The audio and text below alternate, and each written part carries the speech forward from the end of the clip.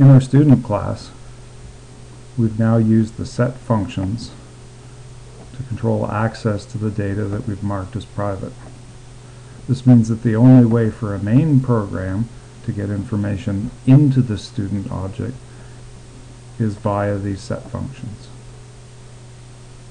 Well, sooner or later, somebody's going to try to do something such as setting the age of a student to something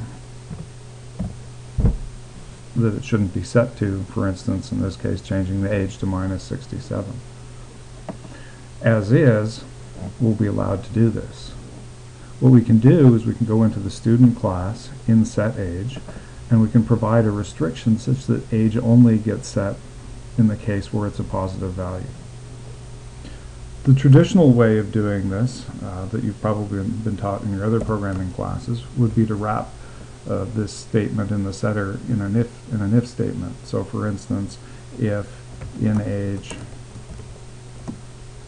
is greater than or equal to 0,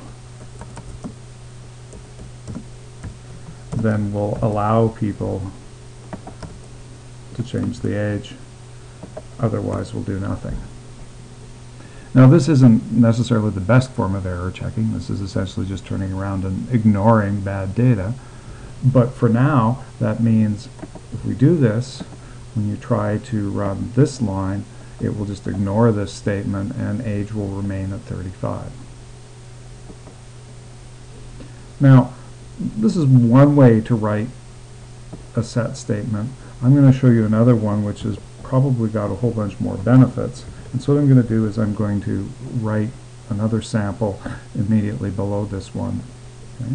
So there's the original. Let's leave the original as set age 1 just so you can see it. And let's look at this one in a different way. Our original set age function just said age equals in age.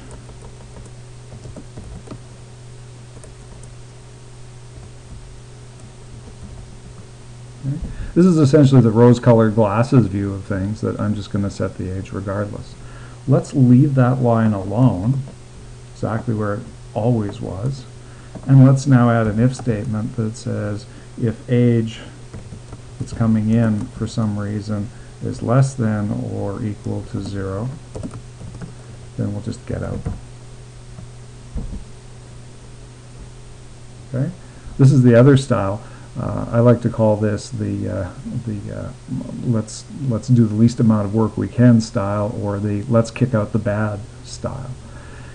The advantage here is that we've left this original line alone, and it's indented at the left-hand side to say that this is the most normal thing or the regular thing that we do. In the case of writing it the if statement this way, the problem is that the most regular common thing is buried inside the if statement. That means you have to read the if statement in this sample in order to understand what's going on. Back up to this version of set age, really all that you have to do is ignore the if statement and look at what's on the left-hand side, the most prominent place in the method, in order to see what the regular condition is. Let's make things worse. Suppose that we wanted to make sure that the age was also less than 120. We'll use an extreme here. Here's an example of how it would be written in the sort of the traditional if style.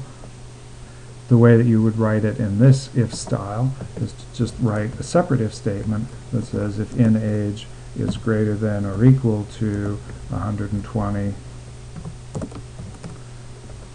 then get out. Okay? So in this style, we're trying to think of reasons that we want to do the following statement, and in this other style, we're trying to think of these reasons why we don't want to do the regular thing. Okay? Notice that as you add more restrictions on the data in this case, this line gets longer and longer and longer until eventually you're going to run out the edge with all sorts of complicated expressions. In this case, the if statements are fairly simple and straightforward, and they don't run into each other. So when you're reading this piece of code, you can essentially just ignore the if statements if you want and go down and look at this. And the final benefit is if you're using this type of if statement in the debugger, if you step over and for some reason you don't go inside of the if statement, you don't know which of the conditions was responsible for the failure of moving around the if statement. In this version, as you're stepping through, you can find out immediately which of the reasons that you wrote was the cause for exiting the routine. So in general, we're going to prefer this style of if statement to the more complicated style that you see below.